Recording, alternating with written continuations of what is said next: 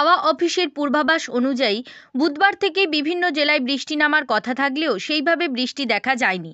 তবে বৃহস্পতিবার বেলা বাড়তেই জেলায় জেলায় বৃষ্টি শুরু হয়।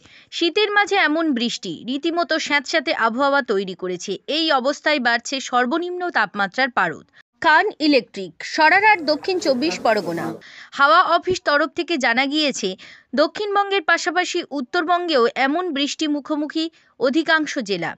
মূলত উত্তর বঙ্গোপসাগরে একটি উচ্চচাপ বলয় এবং ঝাড়খণ্ডের উপর ঘূর্ণাবর্তের অবস্থানের কারণেই সুর ভবন বাদ্যযন্ত্রের বিশ্বস্ত প্রতিষ্ঠান ডায়মন্ড হারবার এমন মেঘ বৃষ্টির পরিস্থিতি তৈরি হয়েছে। এসবের ফলেই বাড়ছে তাপমাত্রার পারদ এবং আগামী কয়েকদিন একই রকম তাপমাত্রা থাকবে বলে জানানো হয়েছে। হাওয়া অফিসের পূর্বাভাস থেকে জানা গিয়েছে, শুক্রবার বৃষ্টি হতে পারে দক্ষিণবঙ্গ এবং উত্তরবঙ্গের অধিকাংশ জেলাতেই। এর পাশাপাশি কালিম্পংয়ে শিলাবৃষ্টি হতে পারে বলে জানানো হয়েছে। রিসর্ট বালুচর পাতিবুনিয়ার নামখানা। শনিবার বৃষ্টি হতে পারে দার্জিলিং, জলপাইগুড়ি, আলিপুরদুয়ার, কোচবিহার, উত্তর দিনাজপুর, দক্ষিণ দিনাজপুর, মালদা, নদিয়া, হুগলি, হাওড়া, কলকাতা, উত্তর 24 পরগনা, দক্ষিণ 24 পরগনা এবং পূর্ব মেদিনীপুর জেলায়। শনিবার এই কয়েকটি জেলা বাদে বাকি জেলাগুলি মোটামুটিভাবে শুষ্ক থাকবে।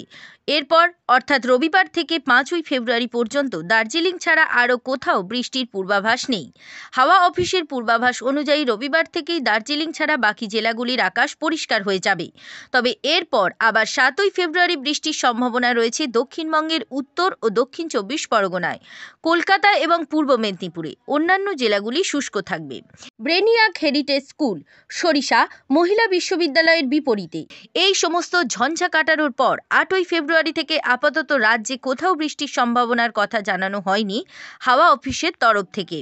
অন্যদিকে বৃষ্টির পর আকাশ পরিষ্কার হলেও নতুন করে তাপমাত্রা নামার সম্ভাবনা দেখছে না হাওয়া অফিস। উপরন্তু হাওয়া অফিসের তরফ থেকে যে পূর্বাভাস দেওয়া হয়েছে তাতে দিনের সর্বনিম্ন তাপমাত্রার পারদ ঊর্ধ্বমুখী থাকতে পারে বলে আশঙ্কা করা হচ্ছে।